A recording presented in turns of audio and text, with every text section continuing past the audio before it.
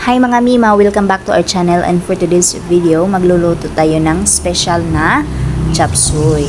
So bago natin lutuin ang mga yan, mag-pre-cook muna tayo ng hipon, chicken ribs, chicken liver, quail eggs, yung mga ganyan para ihalo natin mamaya sa chop suey. So first thing first mga Mima, mag-init tayo ng malaking kawali, tapos lagyan natin ng oil at konting butter, tapos igisa natin ang onion and garlic. And pagkatapos niyan, ilagyan din natin siya ng oyster sauce. No, kahit anong brand ng oyster sauce pwede, no? Tapos lagyan din natin ng chicken nor cube para pampalasa. So yan, isalang na natin yung fish ball na hinati, and then yung chicken din na hinimay na chicken. And then, mix lang natin yan siya. Stir fry ng kaunti. Ayan, tapos yung broccoli, by the way mga Mima, is ihumol na to siya sa sa katong broth na init para ma-pre-cook siya unya. Ibot nga na to na siya broth, no, ang atong gigisa-gisa. And then, add your hipon. Peeled hipon na ni siya, no? It's already clean and cooked. Ayan, i-mix natin yan. And then, lagyan din natin siya ng pepper. White pepper po yan para may sipa. So, ayan lang.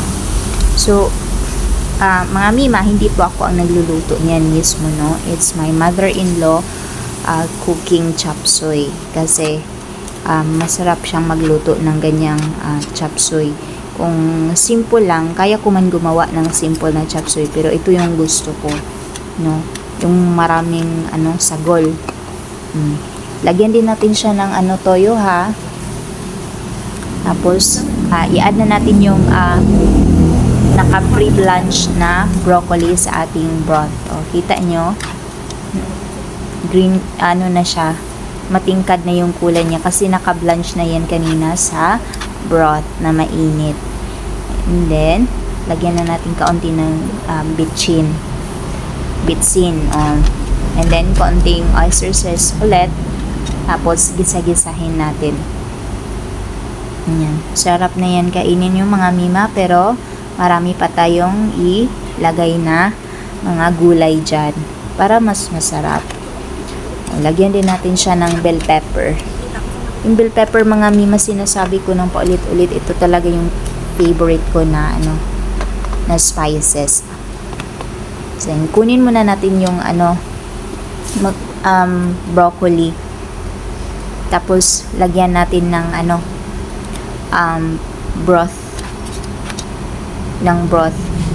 para maluto yung sayote and Baguio beans. Ayan, para maluto siya. And then kinuha natin yung ibang broccoli kasi ayaw natin siyang ma-overcook. Diba? Ibuhos na natin yung mga natitirang broth. Tapos, i-mix lang natin siya, and then lagyan ulit natin ng toyo. O, diba? Tansyahan lang yung dito mga Mima. Panimpla. And then, nilagyan din natin ng konting asin. No? Ayan.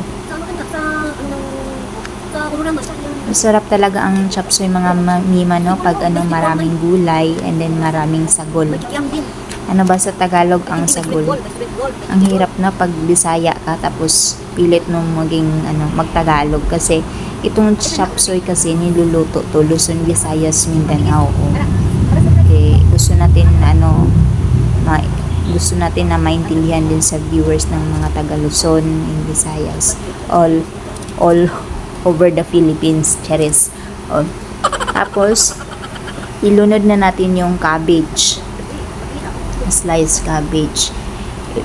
Lang na din natin yan i-blanch kasi ayaw natin ang overcook siya. Gusto natin yung mala-crunchy. So mix natin yan. Mix lang hanggang sa mababad talaga siya. And then mga Mima, lagyan din natin siya ng cornstarch para pang paslari. Konti lang. Mamaya ilalagay yan ni Mami. Tapos pagkatapos niyan mga Mima, garnishan na natin yan ng mga quail eggs. Yung quail eggs mga Mima, sinama na namin kanina na i-cook sa broth. At nalinisan na yun. I mean, kinuha na yung niya, yung shell. Ayan na, nilagyan na ng cornstarch.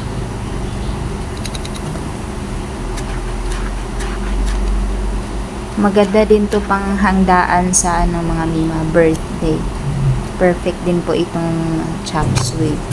Sa mga mahilig sa gulay, no? Kasi itong chop suey talaga mga Mima, ito yung number 1 favorite ko sa gulay-gulay, no? Ang sarap kasi marami siyang gulay. Lalo na yung broccoli, favorite ko yung broccoli. Ayan, dinagdag na natin yung quail eggs and then yung broccoli kanina and ibang mga chicken liver. Tapos, ayan na. Luto na siya mga Mima. Thanks for watching!